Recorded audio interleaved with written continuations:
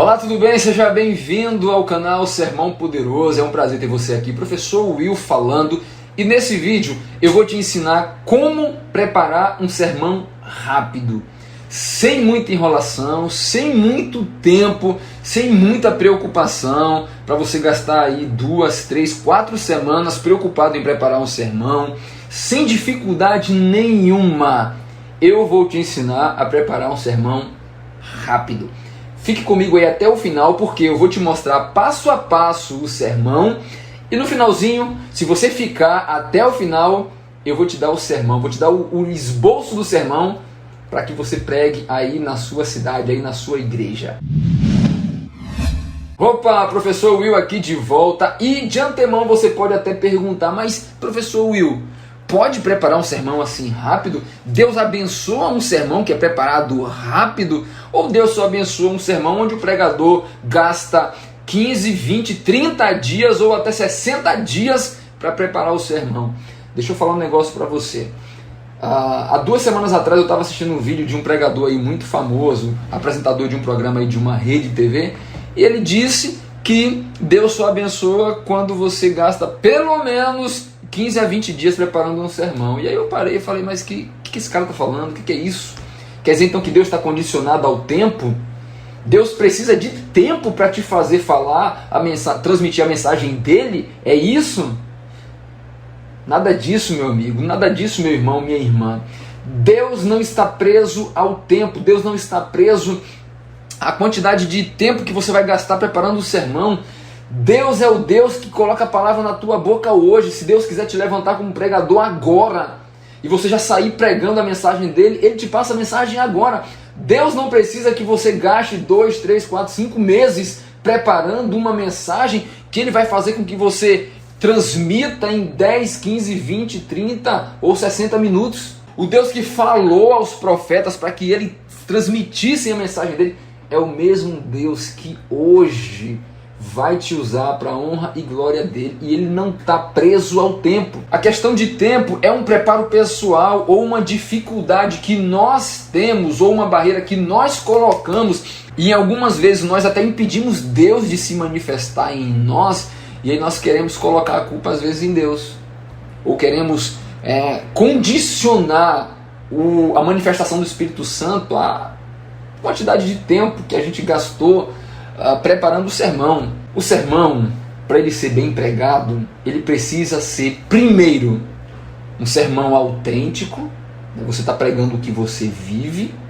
E o mais importante, ele precisa ser usado pelo Espírito Santo. Se Deus se manifestar no teu sermão, então, filho, esse vai ser um sermão abençoado, independente de quanto tempo você sentou para preparar o sermão. Agora, a comunhão, ela precisa ser diária. A oração precisa ser diária. O estudo da palavra precisa ser diário, precisa ser contínuo, precisa ser ininterrupto. Se você estuda a palavra todo dia, se você ora todo dia, se você jejua, se você tem uma comunhão, nós vamos falar sobre isso, aqui estreita, aprofundada, ininterrupta com Deus, você não vai precisar de 1 mês para preparar um sermão para falar sobre a transformação que Deus quer causar na vida do ser humano. Precisa? Se você está estudando a palavra todo dia, se todo dia o Espírito Santo está te usando, está se manifestando em você, precisa.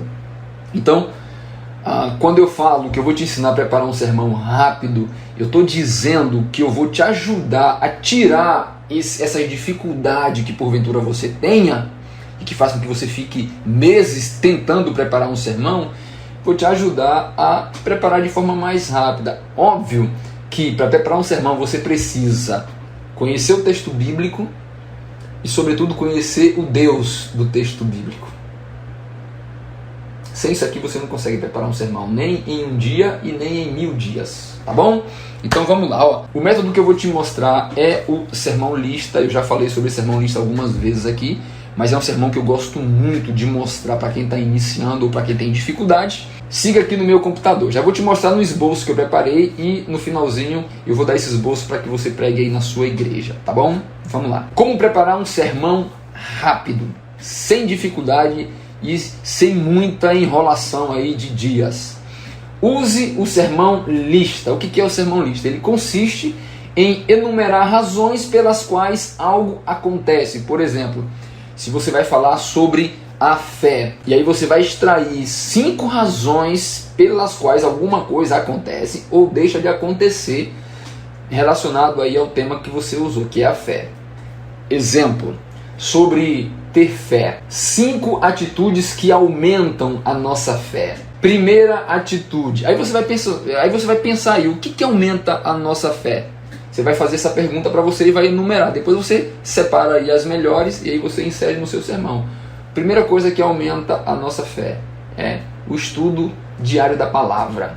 Estude a Bíblia todo dia, vai aumentar a sua fé. Segunda coisa que aumenta a fé, oração, filho. Orai sem cessar, é o que diz 1 Tessalonicenses 5,17. Terceira coisa que aumenta a fé, o exercício da própria fé. Fé se aumenta exercitando a fé. Parece redundante, né? Mas para você ter fé, ou para você aumentar a sua fé, você vai ter que exercitar a sua fé.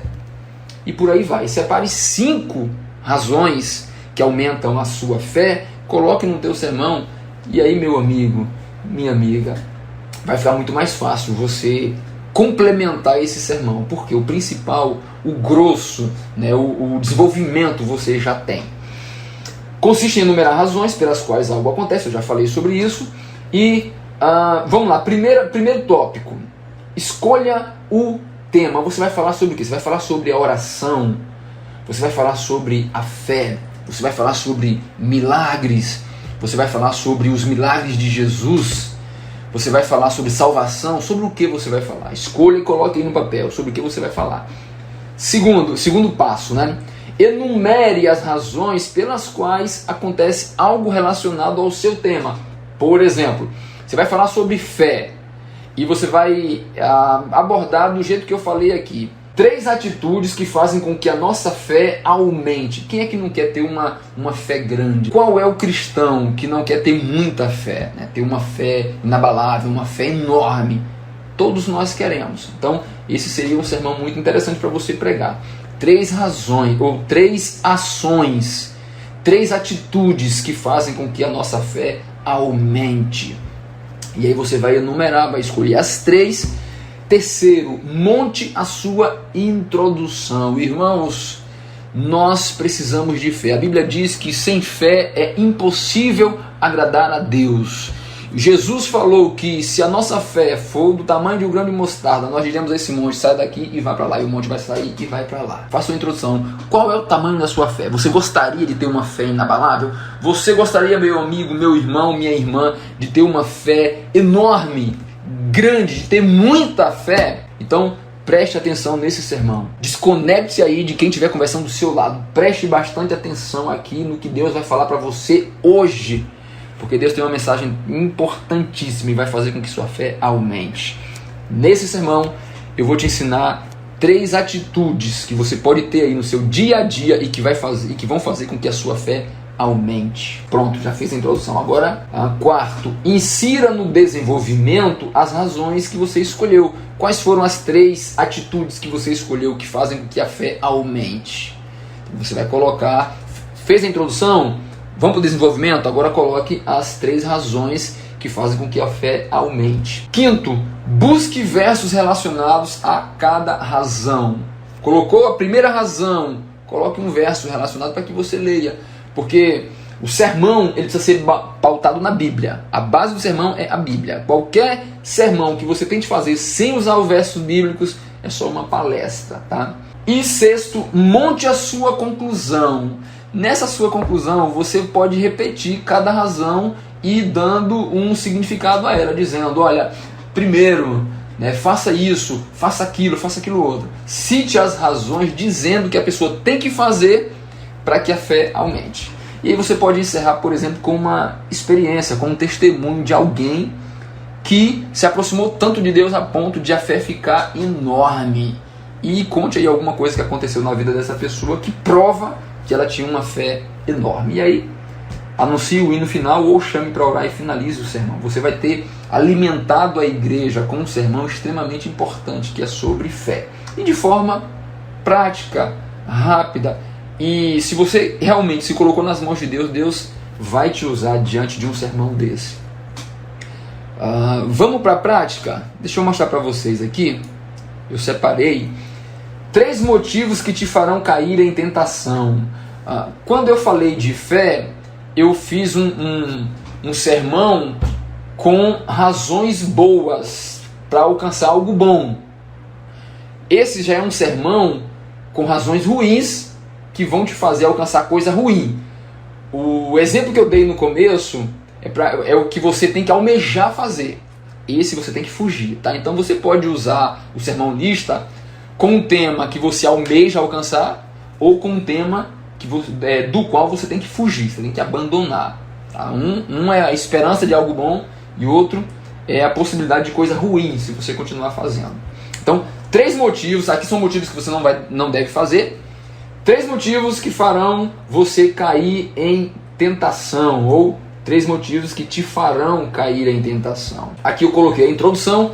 Olha aqui na introdução, eu fiz aqui, ó, fiz a introdução. Aqui eu esclareci um ponto que muita gente tem dúvida. Só nesse esclarecimento aqui eu já chamei a atenção da igreja e criei uma sintonia. A igreja vai aprender algo, né, os que não sabem, lógico, e isso vai criar uma sintonia comigo. Isso vai inclusive me tornar uma autoridade ali naquele momento. As pessoas que estiverem ali meio que já vão parar para me dar atenção.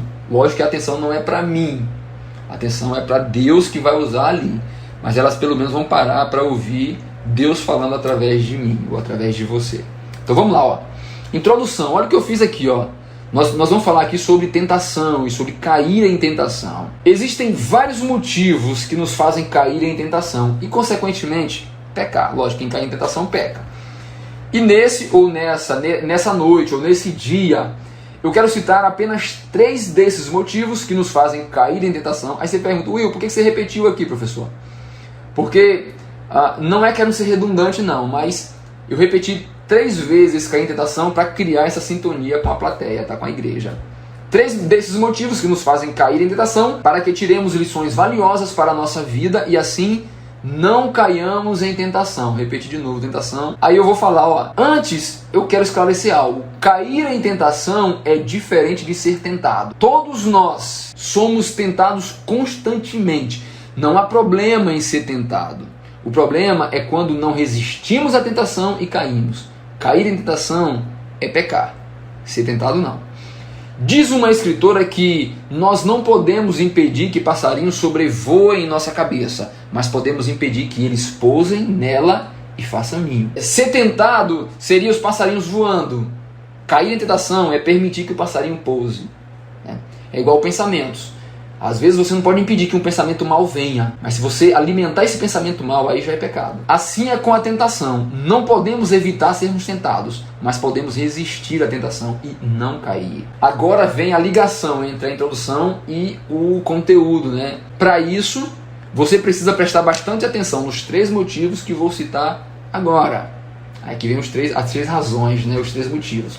Motivo 1, que nos faz dentre os 3 motivos que nos fazem cair em tentação, motivo 1, quebra na comunhão. Aí aqui eu cito o verso, tá vendo? Ó?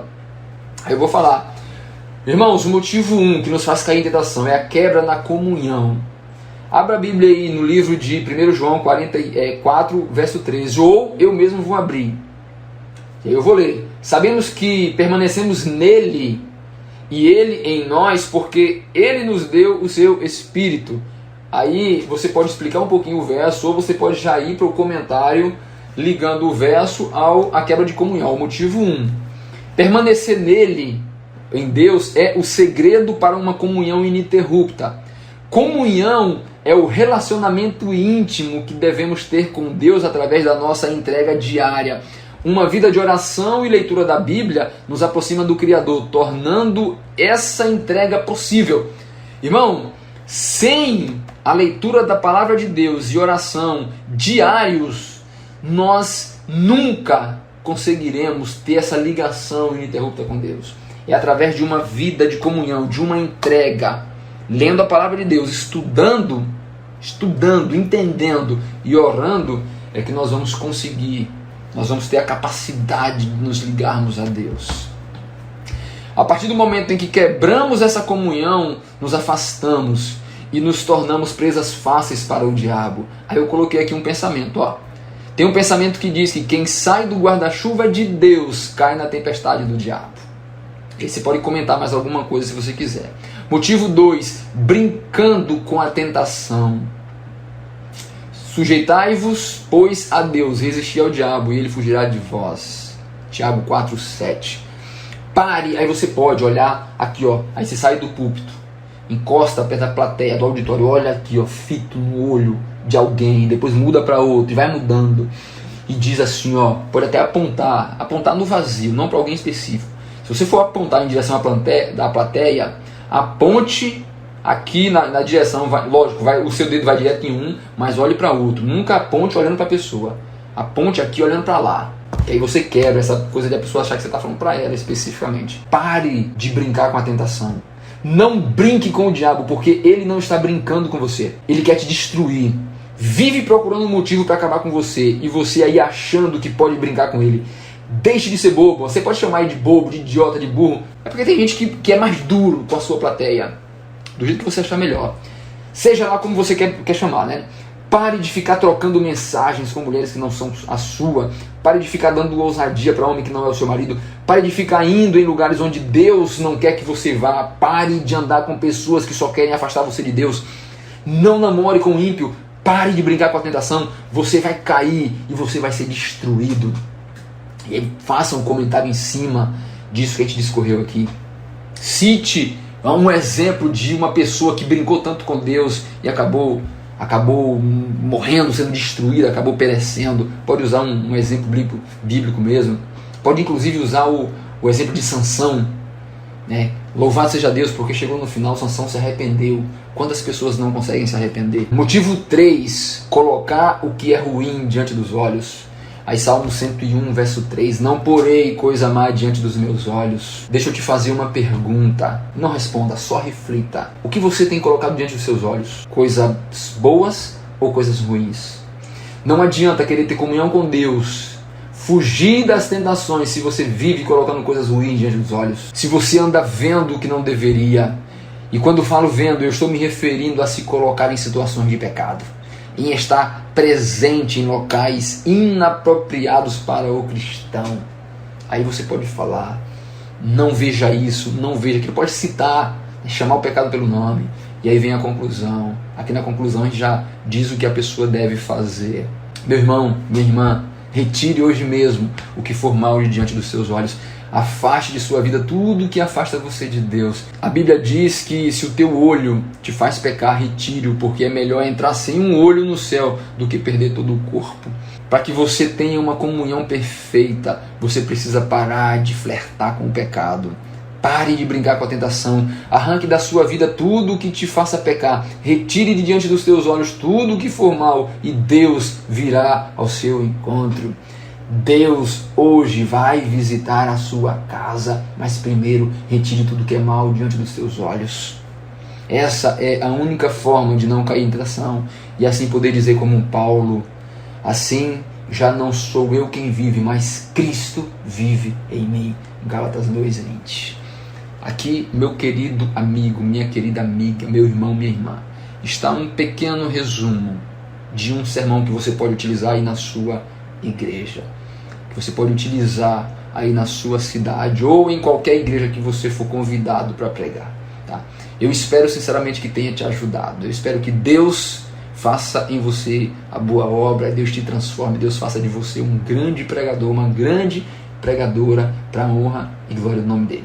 Eu vou deixar o link para você baixar esse esboço aqui na descrição do vídeo. Vou deixar também na descrição do vídeo o link de um curso onde você vai poder aprender como preparar sermões extremamente poderosos.